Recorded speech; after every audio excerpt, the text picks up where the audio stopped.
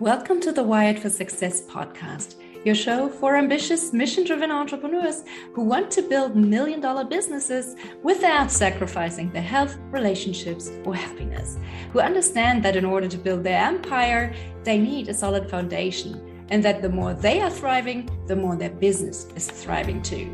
This show brings you the very best from science, self-development, and entrepreneurship to set you up for sustainable success. Hi, I'm Claudia Garbett, the scientist turned mindset and high-performance coach for entrepreneurs, and I help you get wired for success. Hey everyone, and welcome back to a brand new episode of the Wired for Success podcast, where we talk about all things science, self-development, and entrepreneurship that help you get to that next level of success in your life and business. My guest today is Janet Breitenbach, a partner at Novus Global, executive coach, keynote speaker, and faculty member at the Meta Performance Institute for Coaching.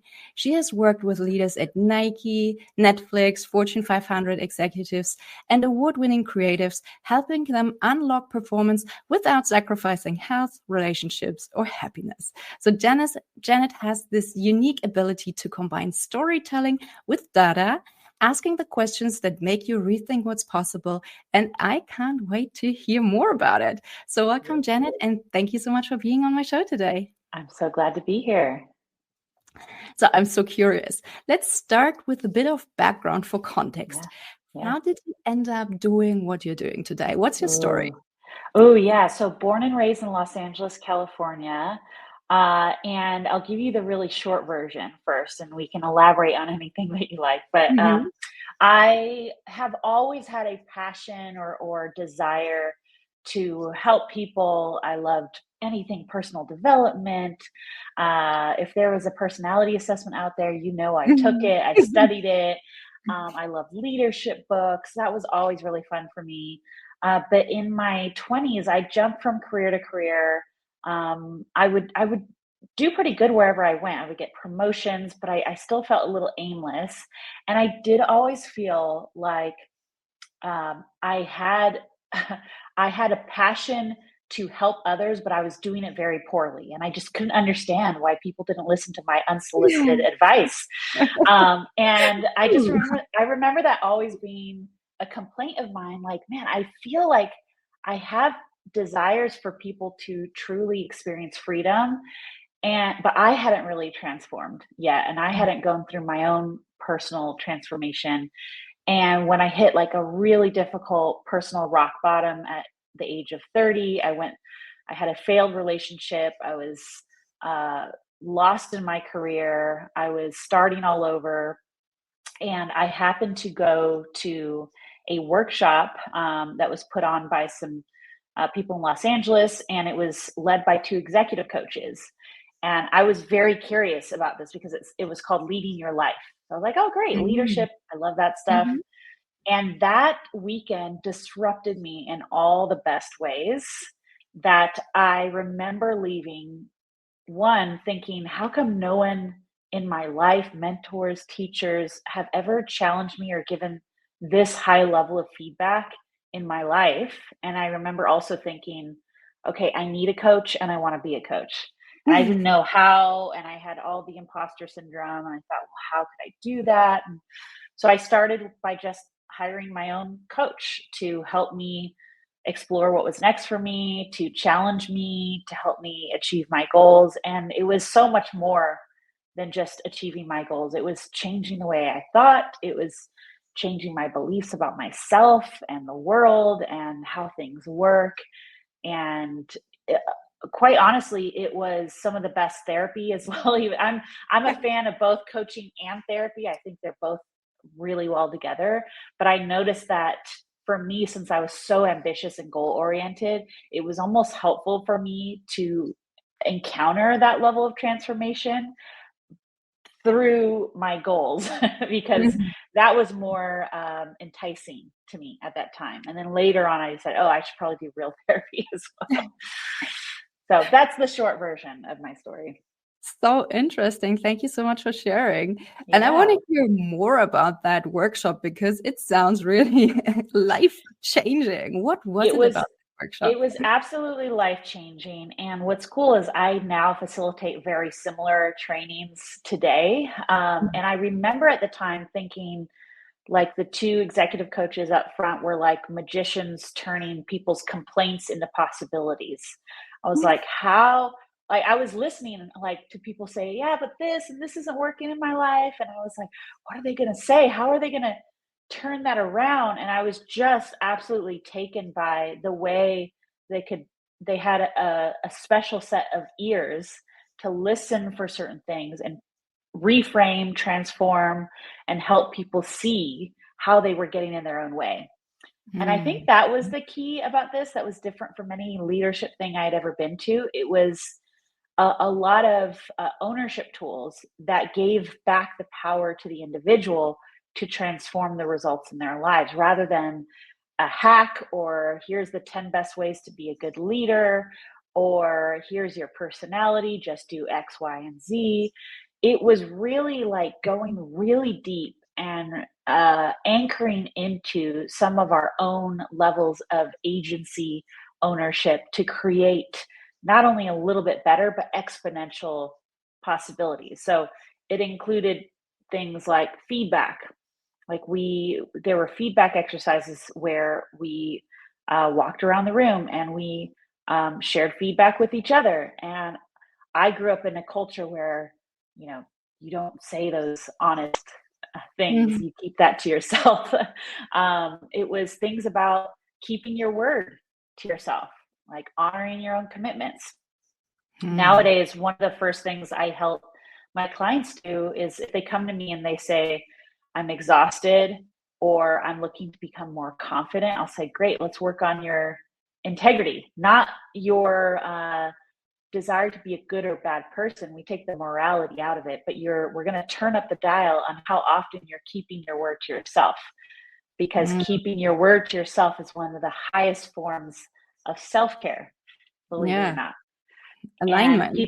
Yeah, absolutely. Alignment. I love that you said alignment because the definition we use for integrity is workability, which is, in other words, if a bridge lacks integrity, I'm probably not going to drive over that bridge.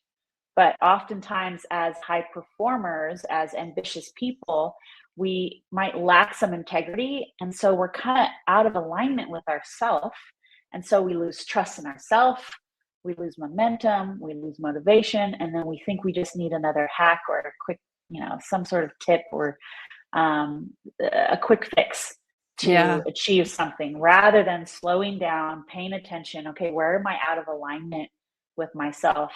And so in that workshop that I went to, that was really powerful for me because I had never thought of that as being such a powerful way to upgrade that. And the real work came when I actually hired my own coach, and I went in thinking, oh, I'm already really good at keeping my word. I'm already really great at keeping my commitments. Only to find out within the first coaching session that I had a broken commitment that I was blind to. Ooh. And I remember feeling like offended and like, this is not what I'm hiring you to do for me. I need you to help me achieve my goals. Why are you calling me out on my broken commitment? But thankfully I stayed open, I stayed curious, and that one conversation about a broken commitment just absolutely revealed so much about a pattern that I had. I'll share the actual story. I signed up to work with this executive coach. I was thrilled. I was like, okay, this coach is going to change my life. It's going to be awesome. I'm ready for it. This is it. And I had signed an agreement saying I was going to be on time for my coaching calls, which is very common practice. Yeah. And at the time, this was like 12 years ago, we didn't use Zoom. So it was a phone call. And I think my coaching call was supposed to start at 1. And so I'm sitting on my bed, ready with my notebook, ready to go. And then about 10 minutes before, I'm like, wait, am I supposed to call him or is he supposed to call me? And I just shrug it off. All right. And then 1:00 comes. And then I think at around 1:01 or 1:02, I decide, I'll just call him. So I give him a call and he says, hey, are you aware that you have a broken commitment? And that's when all the defensiveness came. I said, what do you mean? Like, are you aware that you have a broken commitment? And I was like, immediately, my excuse. Well, I didn't know if I was supposed to call you or if you were supposed to call me. And this is our first session. And I said, great. How could you have found out if I were to call you or you were to call me? And immediately I'm like, oh, well, I could have asked you. I could have texted you. I could have called you, right? Like all these things. And he's like, great. Well, what stopped you from reaching out ahead of time and asking me, like, am I supposed to call you or are you supposed to call me? And I was, to this day, I was shocked by my own answer because, and I'm grateful to this day that I was honest with myself. I said, you know what? I didn't want to look like I didn't know what I was doing in front of you. Yeah. And I was like, oh, and he said the classic coaching question, where else does that show up in your life? And I was like, everywhere. I started to think about all the times in my life where I avoided asking for help or asking for clarification because I didn't want to look like I didn't know what I was doing. I wanted to, look like I had it all together. And it slowed me down. It slowed me down in all areas of my life because I was trying to do everything on my own. And he invited me to really think about that. Like, where else? Okay, what's the cost of that? What's the short and long-term cost of avoiding asking for help, asking for clarification, a willingness to look bad temporarily so that you could actually move forward? And I was just like all of a sudden aware of all the costs and all the areas in my life and the pattern that was showing up. And Claudia, this was in the first 5 minutes of our coaching call. And I was like, just completely mind blown as to how this one small 1 minute late broken commitment revealed a pattern that was showing up everywhere in my life. And to this day, when I talk to clients about, turning up the dial in their own integrity, I say, it's really not about that 1 minute. It's not about the commitment that's broken. It's about what it reveals about the pattern behind it. So powerful. I know, right? Yeah, it was transformative for me. And that was just the beginning. I mean, I worked with this guy for 2 years after that. And since then have always had a coach, whether it was him or someone else. Internally at the firm, we have, 60 coaches now. We started with 5, we have 60 now. And we have an internal coaching system because we believe pretty strongly that never hire a coach who doesn't have a coach. So we have an internal coaching system where we take turns every 6 months working with a different internal coach. So we experience different styles, different, different personalities, and we learn from each other. And what's so great about that is for our clients, we're always also practicing some of those same things. We're looking for breadcrumbs or little clues as to, I wonder where that reveals a pattern that might be getting in the way of me achieving the life that I want, achieving the dreams that I have. Yeah, I think discovering those blind spots is just so powerful. And as you said, it's sometimes it's so small things that we don't even think about, that we don't even see ourselves until someone calls us out and points it out. And it's so uncomfortable because we really don't want to hear it. Yeah. And especially then I remember how absolutely uncomfortable it felt. And it didn't even, it's like it was landing for me, but I was resisting it. I was still rolling my eyes a little bit. And to this day, that's one of the most powerful things that I remember from that call. And I will say it gets easier and easier over time to have those things pointed out. But yeah, at the time it was like, don't look at me. Yeah, because if it's something that we are avoiding, it's usually because it's some deep-seated shame associated with it, right? Because we don't want to look stupid, so it really hits deep, and we're trying to avoid it all the time, like looking stupid, right? So well, we crave, comfort, and we crave safety, and there are 4 primary survival needs that we see underneath it all the time, which is our need to look good, feel good, be right, and be in control. And so those aren't bad things, by the way, right? It's good to want to look good and feel good, but it's when those things are actually driving us versus our vision, versus our goal, versus the picture of the future that we want for ourselves. When that isn't driving the bus, then usually one of those survival needs, or a nice cocktail of those survival needs, will be creating the behavior and actions that we're surrounding ourselves with. Yeah, and this just reminds me about an acquaintance of mine, and this is a pattern that I see in her so much. She's just trying to avoid everything, and it creates so much friction around her. Yeah. And then she always wonders why she doesn't get along with people. It's because she's trying to avoid all her work and just giving it to someone else, so she doesn't look like she's doing something stupid, instead of asking for help and learning. And then everyone around her gets so annoyed, and she wonders why she never gets along with anyone.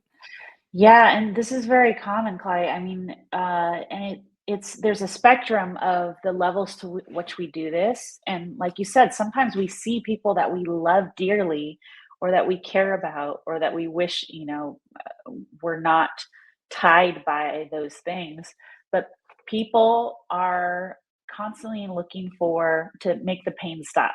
Yeah. And the pain can be anything from, like, again, like looking bad, or avoiding ourselves, avoiding quiet, so that's why I love any chance to help people understand, like, look, find someone in your life to be honest with you, or find someone in your life to hold space, whether it's a therapist, a coach, a mentor, to ask you hard questions like, hey, what do you really want? Like, what do you really want for your life? Because as a coach, I don't want to coach someone just for the sake of coaching them. I want to coach them towards a vision. And so many people, Claudia, even high performing entrepreneurs actually, will avoid getting crystal clear on a vision that's worth the pain of transformation. We may have like an ambitious goal, like, oh yeah, I want to raise 10 million. I want to, get my company sold. And we may still avoid connecting to what we really want, by when, like, who am I going to have to be in order to achieve that? That's when the exposure starts to come. That's when the vulnerability might be required. And vulnerability, not just in the sense of sharing your emotions, but it's vulnerable to take a risk. It's vulnerable to ask for feedback or receive feedback. It's sometimes even vulnerable to give feedback. Sometimes we avoid giving feedback. Yes, right? Absolutely. So how can we all get better at giving and receiving feedback? Oh, yes. I have lots of thoughts on this. This is actually one of my favorite keynotes and workshops to do, is how to effectively give and receive feedback. And of course, I could give you, you could ask ChatGPT, what are 10 best ways to give and receive feedback. But the core of being able to do it really well is to ground yourself in a vision. So in other words, Claudia, like, if I don't have a vision for our relationship, or if I don't know what your vision is, it's it may still be valuable, but it might not land as well if I don't align my feedback to your vision. So if you were to tell me, Janet, you're not a great swimmer, and I'm like, my vision isn't to become a better swimmer, like, it doesn't help me. Then it's a silly example, but we do this on a daily basis. Oftentimes, the reason our feedback doesn't land is because we're not helping someone connect that feedback to something that they deeply want. Right. So in a workplace environment, for instance, maybe you see someone who's getting in their own way of attracting the type of investors they want, and you're seeing it, and you're like, I don't think that their energy, their attitude, their presence is really attracting people, or maybe there's a way that would actually help them achieve that. But we'll just share something like, hey, stop doing that. And they're like, why would I stop doing that? So if you can align it to their vision, people are more likely to receive it. If you come with an energy where they feel like you're for them versus you want something from them, people are more likely to receive it. And if you start with curiosity, if you don't have to believe that your feedback is capital T true or right, if you're open-handed with your feedback, like, hey, this is just my perspective. Sometimes people come in with feedback like, this is what you should or shouldn't do. And they're actually giving advice, but it's not the direct notice or feedback. And so when we're facilitating feedback for teams and leaders, we'll often make the distinction between advice and feedback. Advice is, you should do this, you should do this, you should do this. And people don't like to be shitted on, like it's like, don't tell me what to do. But if I go, hey, you probably tried 20 things, but I'm just going to share my direct, candid notice. You don't have to say that, but most people avoid saying the thing. I'll give you advice because that feels safer. But to say, hey, I noticed that you come in with a really low negative energy to meetings, right? That's the direct feedback instead of the advice of, hey, I think you should be more peppy. Yeah. Right. So like I'm actually sharing a candid thing, but we avoid it because that feels, for whatever reason, aggressive rather than it feeling kind. Like, this is the kindest thing I could do to you is share an actual notice, and I'm willing to be wrong about it. This is just my notice. I'm owning that it's my experience. And hey, I don't think it's helping you. I think it's getting in your way of achieving what you want to achieve.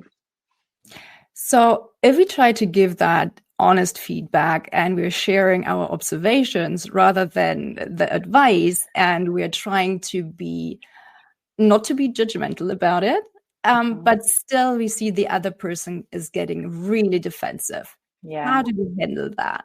Yeah, and usually that's a chance to slow down, because sometimes if someone's defensive, it means that they're not clear or connected to the level of advocacy you have. And for the person giving, that's why it's really important to ground into, am I for this person, or am I just really in a place of judgment? And sometimes when we bring our feedback, we're carrying that judgment, and other people can sniff that. Yeah, they can tell when you're bringing a judgment, and so the defense comes. So, and look, like, these are all principles, right? Sometimes you can do all the perfect things right when you're trying to give feedback and someone's still committed to being defensive. But I have seen some powerful conversations happen when people choose to ground themselves into curiosity, what we call fierce advocacy, which is how we define love. It's like a form of fiercely advocating for someone and their vision, which what I love about the combination of those two words is advocacy is loving someone fiercely. Sometimes it's not nice and puffy and all rainbows and clouds, but it is like, hey, I think you might be getting in your own way. Can I share something? Yeah, and sometimes people will still not have it. I will say the one other easy thing you can add to your tool belt is ask for permission instead of giving unsolicited feedback. So as a callback to when I was in my 20s, I gave lots of unsolicited feedback, and I was so confused as to why no one listened to me. And I would just give it to them. I was just like, hey, I think this is, not good. Instead of, hey, can I give you some feedback? Or, hey, can I share a notice? Because it does two things. It prepares the person who's going to receive it, and it prepares me to not be in a place of judgment as I'm bringing it, because I'm already starting with a question rather than a statement. Yeah. And the other person has given you permission, so that's also a good thing, right? Yeah, there's a higher probability that they're going to receive it, because now there's an agreement. We're already starting off with an agreement rather than an expectation, which most people will resist an expectation, and most people will honor an agreement that they are part of, because now it's a mutually agreed upon thing. Have you noticed a universal mindset shift that separates leaders who thrive from those who plateau? Yeah, I would say it would be some version of an athlete mindset, which we talk about in our book, which for those of you listening, you could go to Amazon and find our book. It's called Beyond High Performance. And we talk about the athlete mindset, and how we've found that leaders, C-suite executives, anyone who wants to create cultures where there's high levels of innovation and iteration, that an athlete's mindset is very helpful around work. And so there are three common mindsets that usually exist, and the one that we introduced is the athlete mindset. So usually there's the prisoner mindset, which is I work because I have to, and this is in relationship to our relationship to work, right? Everyone has a relationship to work. They usually don't realize they have one. So some people have the prisoner mindset, which is I work because I have to.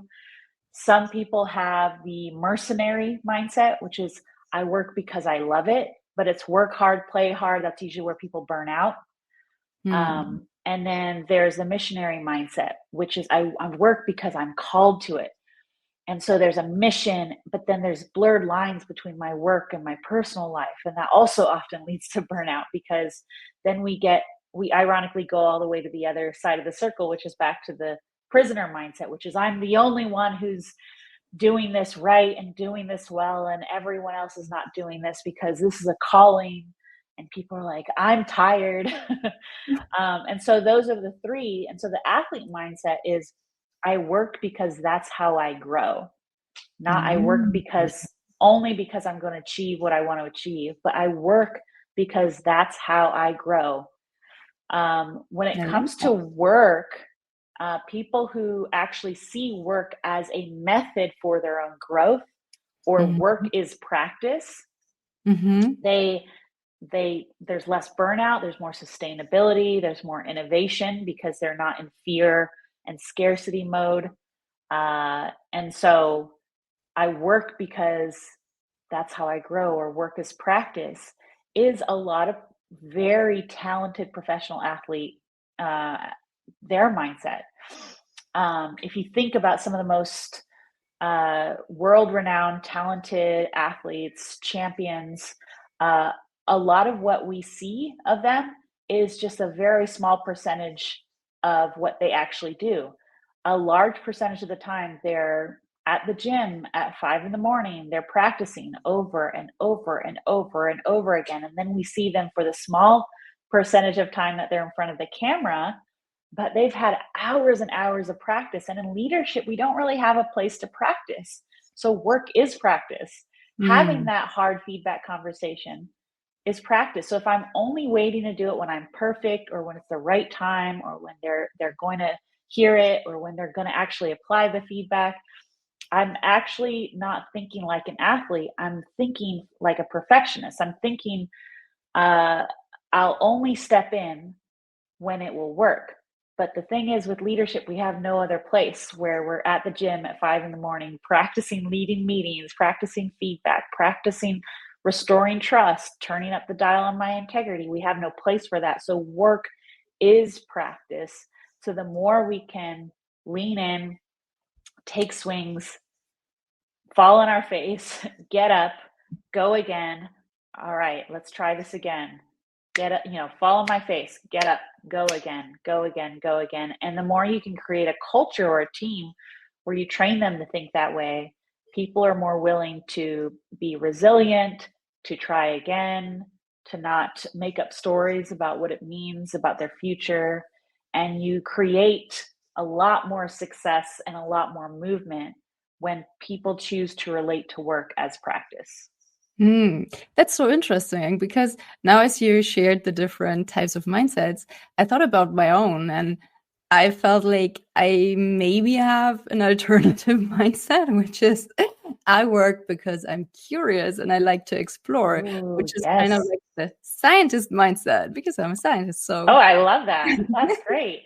Well, and so that's what I love about the scientist mindset, actually, is it's curiosity, it's test, it's experiment. Let's experiment, let's see. It's very much like an athlete mindset. I think that, by the way, I don't think that we're all in only one mindset all the time, right? I think there are moments when I'm working where I've got the prisoner mindset, Absolutely. where I'm like, oh, I don't want to get out of bed, and but I gotta work, and I'll hear myself say that, and I'm like, okay, that's interesting.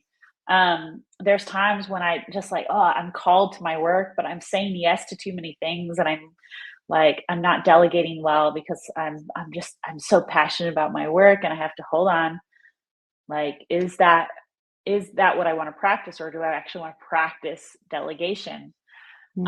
So I think we're all kind of jumping around, and it's not about you are always one way, but it is about noticing.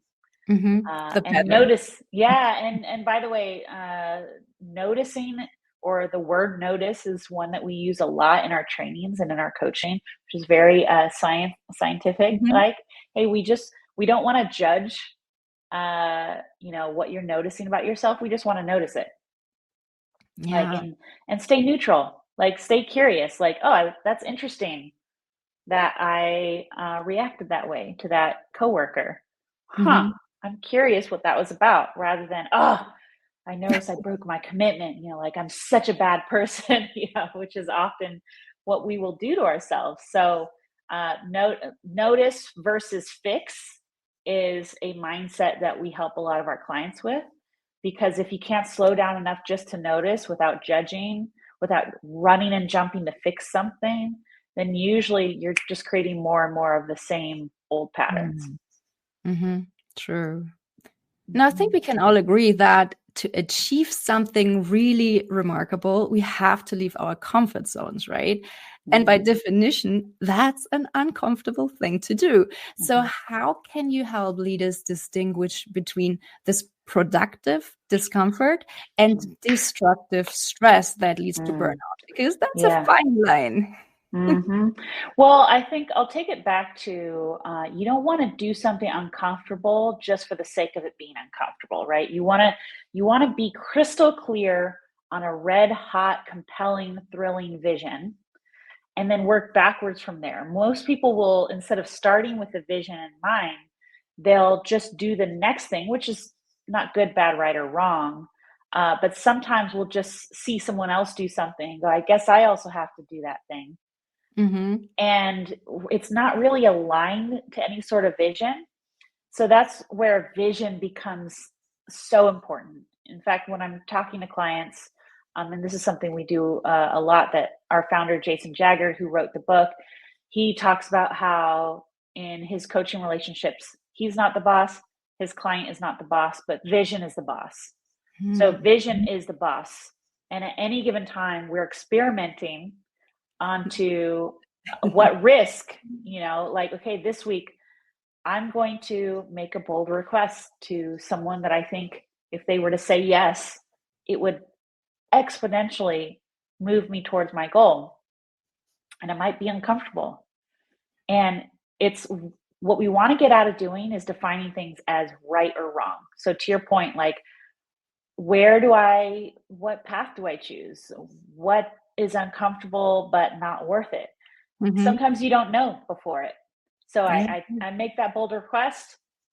It blows up in my face, and I'm like, all right, I took that risk, and now let's see if it actually moved me closer to my vision, or do I keep trying that same thing? Right? Like, so course correcting is a natural part of going after your vision. The key thing is stay connected to vision and be getting feedback constantly along the way. Now, a coach can help you do all this, because a coach has specially trained ears to listen for when you might be veering off of the vision, or where you might be avoiding your vision, because maybe, oh, I'm going to go work on a new website, and I'm going to rebrand myself. And it's like, okay, that's great. Is that a way of avoiding the actual things that are going to get you closer to where you want to go? Because it feels comfortable. It feels comfortable to say, you know what, I'm not ready, so I'm just going to rebrand my whole thing. And actually what I'm avoiding is just making that bold request to an investor that already believes and knows what I'm up to. And so a coach can, that's why I say it's hard to do surgery on yourself. Yeah, So even as a coach, I have a coach, because even with all the tools, like it's hard to see when I'm actually conning myself, so to speak, or I'm hiding from myself, and I'm getting busy with busy work because I get to feel productive. Exactly. But I'm not actually so and this is where, Claudia, sometimes, we say, oh, you gotta do uncomfortable things. Maybe sometimes you'd be surprised, and this is a simple reframe. What if it's actually easier than you think? Yeah. And and sometimes that simple reframe can help someone avoid all the procrastination and the avoidance, and go like, what if it's actually easier than I think, and I just need to send that text or send that email or pick up the phone and make that request. I love that. It reminds me of one of Tim Ferriss's questions that he always or often uses, which is, what would this look like if it was fun or if it was easy? And then thinking along those lines. Yes, that is an incredible reframe. I love that question. And it's something that will break the belief that our brain sometimes has adopted, because then it feels better to think like, well, this is so hard, I got to commit to the grind. Like, maybe sometimes it will be a grind, and maybe sometimes there's areas where I'm making it harder for myself, and it doesn't have to be. True. And how do you personally stay happy, healthy, and productive? I wonder what your high performance habits are. Yes. So for me, I naturally, for those of you who know Enneagram, I'm a 3, which is the achiever. So I have worked pretty hard over the last decade to detach myself from my identity being my work. Because in some ways that was helpful, in other ways that was harmful, in other ways that created a lot of burnout, it created a lot of exhaustion. And so for me, a lot of it is mindset, a lot of it is clarity and boundaries around what I'm committed to. A lot of it is keeping my word to myself on things like my self-care. Anything like that is really, really important, because otherwise my brain will just keep thinking about work constantly. Work, because it's fun and I love it. And our recent thing is I have always wanted to live on a lake. And so a month ago, we finally got a chance to achieve that. And we bought a house right on a lake. It's a little tiny lake in Kansas. And I have always been a city girl, born and raised in LA. Even when we moved here to Kansas City, we lived in downtown area, and I was walkable to things, and I absolutely loved it. And I just felt it was time for me to have chances to actually just breathe in. And it's been so great for my nervous system. I'm obsessed. I love it. And that's not what everyone, I'm sure, would love, but I am absolutely loving living on a lake right now. It sounds amazing. I would love it too. It's pretty fun. Yes, it's pretty fun. Is there anything else that you would like to share with our listeners today? No, I mean, I absolutely love talking about human development and human performance and the art of leadership. I think it's such a joy, and I think leadership is one of the most misunderstood kind of practices. I think most people, when they think of leadership, they think just about the role and title. Oh gosh, I'd love to be a CEO or a founder one day. And then when you really get into it, it is a grind. Leading a team effectively where they feel seen, heard, and clear and connected to the vision is an art within in and of itself. And so, I'm passionate to help people continue to explore that and learn how to do that sustainably. So please do check out our book, Beyond High Performance. We also have a podcast on Spotify and iTunes by the same name, Beyond High Performance. And I mean, hire a coach. Honestly, like it changed my life. It's changed the lives of my clients. And it doesn't have to be us, but go hire someone. There's great companies out there. Um, Simply having someone committed to regularly holding space for you to see how you might be getting in your own way is one of the most loving things you can do for yourself. Yeah, sounds good. Yeah. Fantastic. Janet, thank you so much for talking today and for sharing Yes. all those insights with us. I really enjoyed talking with you. Thank you, Claudia. It's been a gift. Keep up the great work. Take care and talk soon. Thank Bye. you. Bye. Thank you so much for listening to the Wired for Success podcast. I hope you've enjoyed this episode. If you did, please take a sec to rate and review my show or share it with a friend. That way you can support the show and help me reach and support other entrepreneurs like yourself as well. If you would like my help to figure out how you can go from overwhelmed and overworked hustler to empowered and confident leader, check out my website at www.wiredforsuccess.solutions and book a free 20-minute strategy session with me. Can't wait to help you get wired for success. Until next time, take care. Bye.